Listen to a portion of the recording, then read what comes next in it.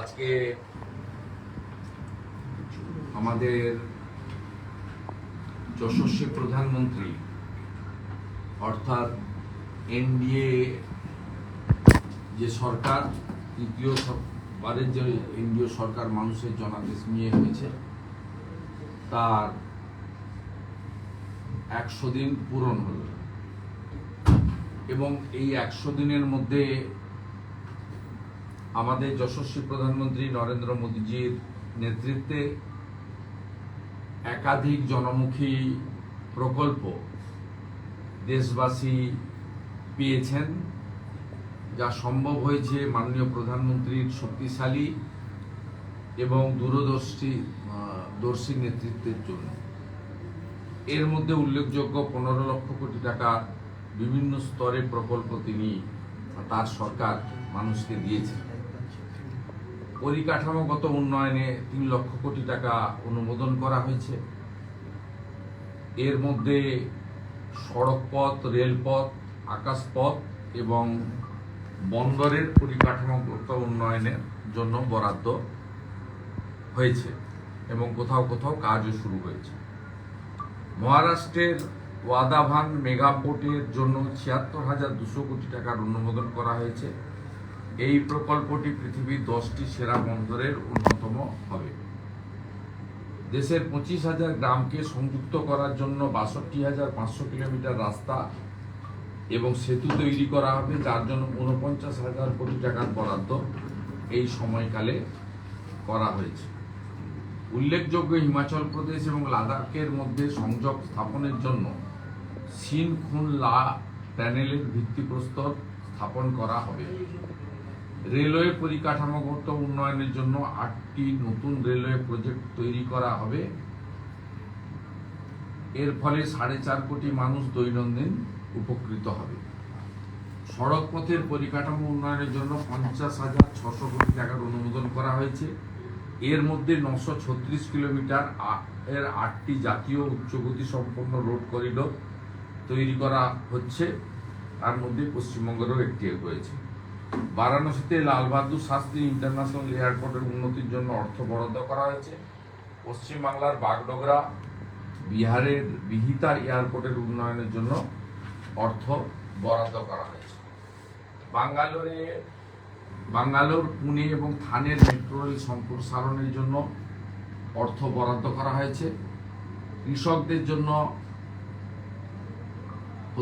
কৃষক দরদি সরকার মাননীয় প্রধানমন্ত্রী 9 কোটি 3 লক্ষ কৃষককে 20,000 কোটি টাকার কৃষক সম্মান নিধি প্রদান করা হচ্ছে। এছাড়া 12 কোটি 33 লক্ষ কৃষককে 3 লক্ষ কোটি টাকা এই সময়কালে দেওয়ার জন্য অনুমোদন সিদ্ধান্ত হয়েছে। খরিফ শস্যের ন্যূনতম সহায়ক মূল্য বাড়ানো হয়েছে। এর ফলে 12 কোটি কৃষকের 2 লক্ষ কোটি টাকার মতো বাড়তি সুবিধা পাবেন।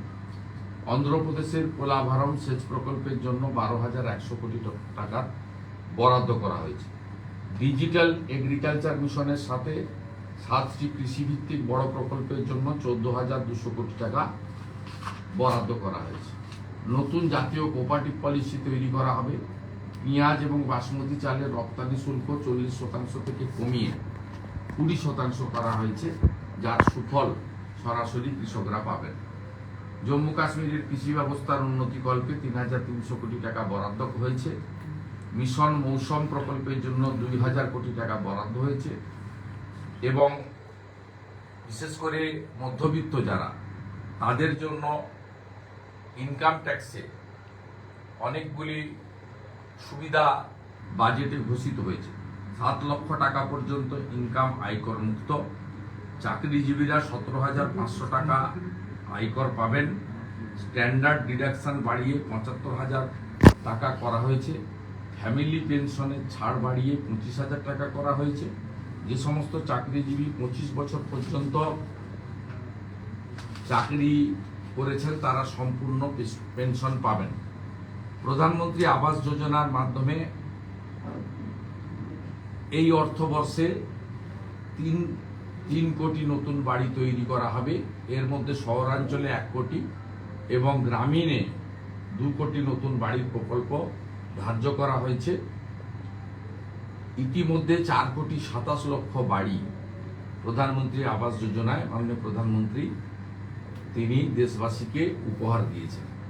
2024 সালে জুন মাস থেকে আগস্ট মাসের মধ্যে প্রধানমন্ত্রী সূর্য ঘর মুক্ত বিজলি যোজনায় 2.5 লক্ষ বাড়িতে বিদ্যুতের ব্যবস্থা করা হয়েছে।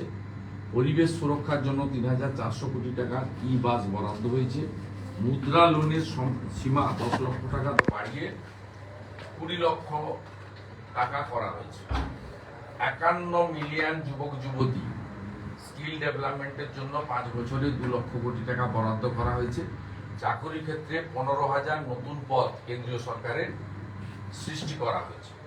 10 কোটি মহিলাদের নিয়ে 90 লক্ষ স্বনির্ভর গোষ্ঠী তৈরি করা হবে। প্রত্যেক বছর 1 কোটি লাখপতি দিদি তৈরি হবেন, যারা প্রত্যেক বছর 1 লক্ষ টাকার উপর উপার্জন করবেন। প্রধানমন্ত্রী মাননীয় নরেন্দ্র মোদী 11 লক্ষ নতুন লাখপতি দিদিকে শংসাপত্র প্রদান করবেন। প্রধানমন্ত্রী সুরজ যোজনার মাধ্যমে ওবিসি, দলিত এবং সংখ্যালঘুদের পরিকাঠামো উন্নয়নের উপর ব্যাপক জোর দেওয়া হয়েছে। একলব্য স্কুলগুলির পরিকাঠামো দ্রুততার সহিত উন্নত করা হবে এবং সংখ্যালঘু ভাই বোনদের সুবিধার জন্য ওয়াকফ বিলের পরিবর্তন এবং পরিমার্জন করা হবে, যা ইতিমধ্যে আলোচিত। 70 বছরের উপর বরিষ্ঠ নাগরিকদের আয়ুষ্মান ভারত প্রকল্পের আওতায় আনা হচ্ছে। বরিষ্ঠ নাগরিকরা বছরে 5 লক্ষ টাকা করে স্বাস্থ্য বীমার আওতায় আসবেন।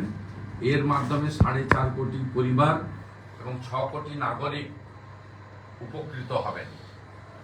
আজকে 100 দিন পূরণ হচ্ছে। এর মধ্যে আইন শৃঙ্খলা, নারী সুরক্ষা, শিশু সুরক্ষা, ভারতীয় নাগরিক সুরক্ষা, ভারতীয় সাক্ষ্য অধিনিয়ম আইন চালু করা হয়েছে, যার ফলে দেশের সামাজিক এবং অর্থনৈতিক সমস্যা অনেকটাই দূর হবে। আন্দামান নিকোবর দ্বীপপুঞ্জের রাজধানী পোর্ট ব্লেয়ারের নাম পরিবর্তন করে শ্রী বিজয়পুরম রাখা হয়েছে।